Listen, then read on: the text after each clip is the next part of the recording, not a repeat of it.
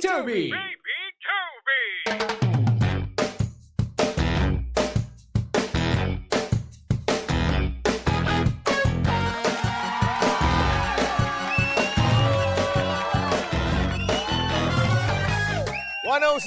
.7 Energy FM. Panggawag mo sabihing radyo.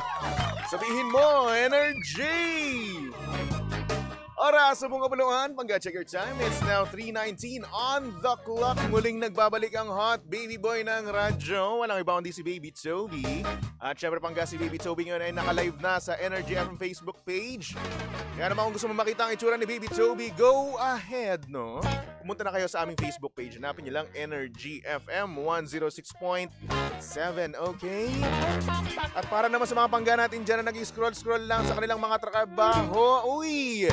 Ano ba mga pinapanood mo ngayon? Oo, sa TikTok, sa Reels mo sa Facebook, sa IG. Ano ba mga pinapanood mo ngayon, ha? Ako, baka naman ikaw nanonood ka pa ng mga kung ano-anong sexy dyan, ha?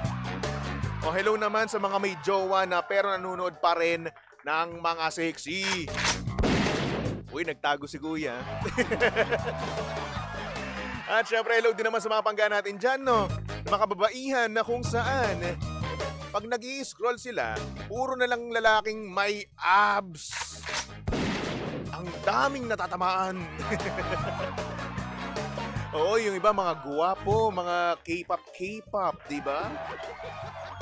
Ay, nako. Pero, no? Ngayong week na ito, ngayong buwan na ito, no? Nauuso yung trending na kung saan ang sinasabi nila na yung 2016 was 10 years ago na trend. Alam nyo ba yun? Kasi nga naman, parang namulat lang tayo, parang pumikit lang tayo. Ay nako, 2026 na pala. Yun yung feels di ba? Yun yung vibes nung trending na yun. Na kung saan nagbabalik tanaw sila, no? At inaalala kung ano ba yung mga trending noong 2016. Ay nako, marami yan. Alam mo kung gusto mong maki-join sa trend na yan, no? Eto, naglista ako ng 5. Naglista ako ng 5 trending noong 2016. Syempre kasi nga naman, I got you, di ba? Feeling ko kasi ang sipag-sipag ko ngayon eh. Feeling ko unstoppable ako mag-research ngayon. Number 1 na nga dito mga panggano ay ang water bottle flip. Naalala mo pa ba yun? Yung kung saan kapag binabato mo yung bote mo ng tubig, no? Kailangan tumayo siya. Yun po ang water bottle flip. And yes, that was 10 years ago simula nung nag-trend, di ba? At number 2 naman dyan, ang scary clown. Yan. Sino natakot dyan? Sino naalala yung prank ni Rance Kyle kay Niana, di ba? Parang kahapon lang eh.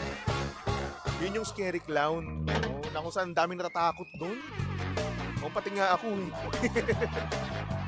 At number 3 naman dyan din nagsimula yung dubbing. Yes! Hindi yung dubbing na parang binobosesan mo, no? Yung mga anime, hindi po ganon. Dub, yung gesture ng kamay mo at ng ulo mo. Paano ko ba i-explain sa radyo? Siguro naman kung medyo may kaidaran ka na ngayon, alam mo naman yung dubbing di ba? Yung dubbing na kung saan ang dami-daming gumagawa, mapa kanan kamay man yan or kaliwang kamay man yan, di ba? The point pa nga, yung ibang ginagawa nila, aapir, tas biglang dadab, di ba? Doon po nauso yan, yung dubbing. At syempre, number 4 naman dyan. Hello naman sa mga pangga natin dyang gamer at nangangarap maging Pokemon Master. Nako, for a while, no, nung 2016, natupad ang ating mga pangarap. Kasi dyan din lumabas yung laro na Pokemon Go, di ba? Naalala niyo yung Pokemon Go? Ano yung tipong yung iba nating mga kaklase, di ba? Mga tropa, lumalabas talaga sila. Lumalabas na kung saan pupunta sila sa isang lugar at manghuhuli ng Pokemon. Naalala ko nung dati, may share ko lang naman, no? Yung cellphone ko kasi, bawal doon yung data at hindi supported nung app na yon or nung cellphone na yon yung app na Pokemon Go. ko, kaya inggit na inggit ako nun. Kaya ang ginawa ko nun, nag-emulator na lang ako. Oo. Alam niyo yung emulator ng Android phone? Doon na lang ako. So, ang ginagawa ko, nag-VPN ako. Kunyari nasa Baguio ako. Kunyari nasa Amerika ako. Tapos nanguhuli ako Pokemon. Kaya naman, hello naman po sa mga pangga natin dyan na pinalaki ng Pokemon Go, no? Good afternoon po sa inyong lahat. O, kamusta na Pokemon Go nyo ngayon? Yung iba nilalaro pa rin yun eh. Pero yung iba tumigil na, tinamad na. Nainggit ako nun dati sa Pokemon Go. Kaso nga lang yun, parang ayoko na. At syempre, hindi mawawala dyan ang panghuli at syempre, pinaka nag-trend noong 2016. Yan ay ang Mannequin Challenge. O, di ba? Naalala niyo yung Mannequin Challenge? O, na kung saan titigil kayo sa inyong mga ginagawa. Kunwari mannequin kayo, ganun. Tapos yung camera nagpapan, di ba? Tapos nagmo-move, di ba? Yun ang Mannequin Challenge. Pero hello naman po sa mga pangga natin dyan, no? Na hanggang ngayon nandun pa rin sa kanila yung video ng kanilang Mannequin Challenge. Hindi ko na-try yung Mannequin Challenge na yun. O, 2016 kasi, estudyante pa ako nun, o 4th year college. Medyo, syempre masipag tayo. 4th year thesis yun. Diba? So, kailangan natin magsipag.